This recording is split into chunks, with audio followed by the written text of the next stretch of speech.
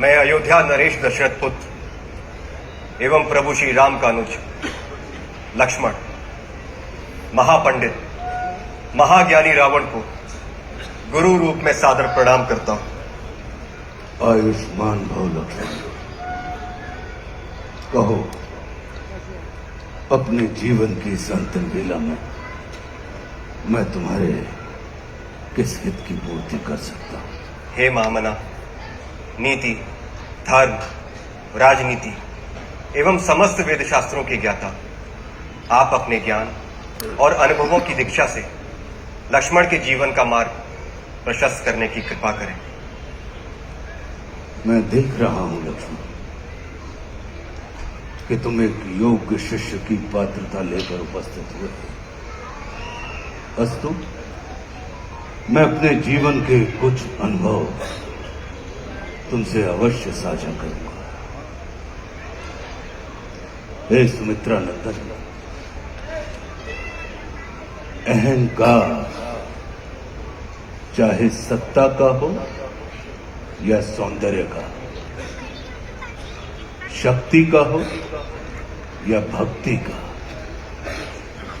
धन का हो या धर्म का, वो बड़े से बड़े विश्व विजेता को नष्ट कर देता है।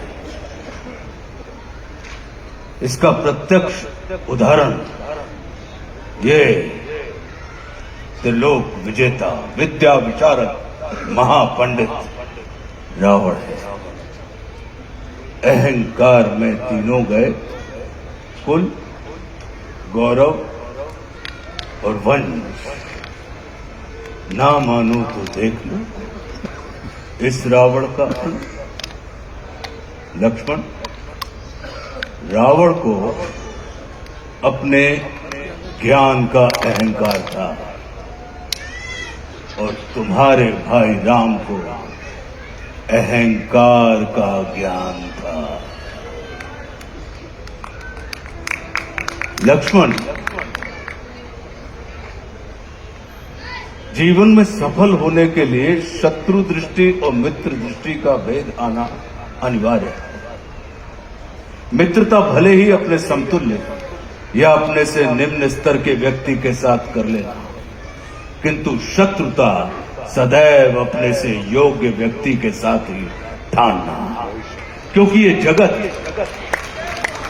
हमारे व्यक्तित्व का आकलन हमारे मित्रों को देखकर नहीं, हमारे शत्रुओं को देखकर लगाता है।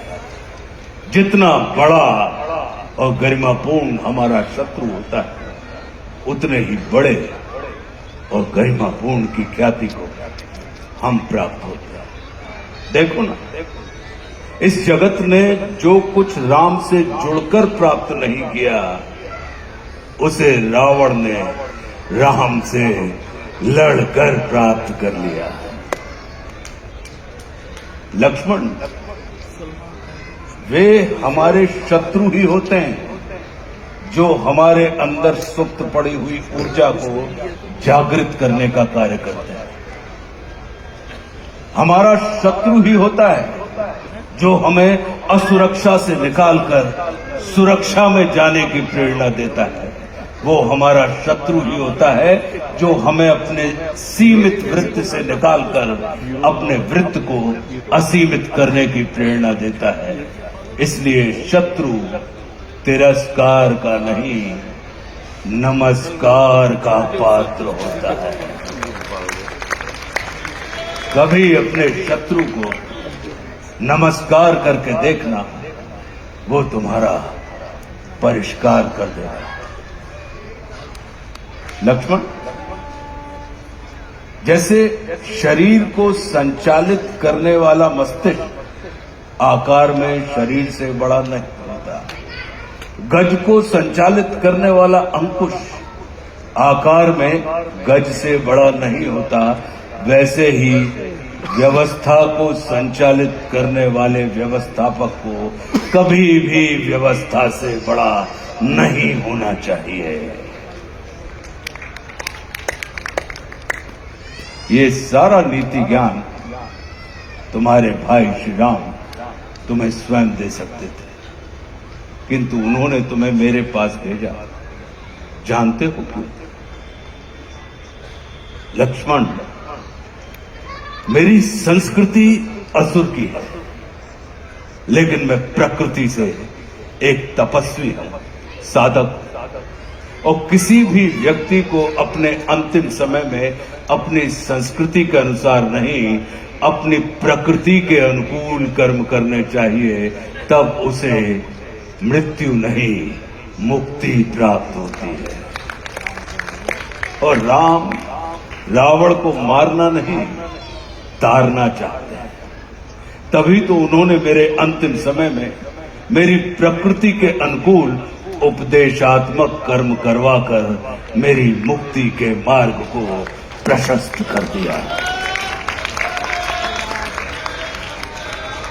आने वाले समय में ये जगत कहेगा कि त्रिलोक विजेता, विद्या विशारद, महापंडित रावण की पराजय का एकमात्र कारण है कि उसके पास लक्ष्मण जैसा भाई नहीं था। लेकिन इस जगत को ये स्मरण रखना चाहिए कि लक्ष्मण जैसा भाई प्राप्त करने के लिए व्यक्ति को रावण नहीं, स्वयं राम बनना पड़ता है। सदैव अपने भाई राम के अनुगामी रहना।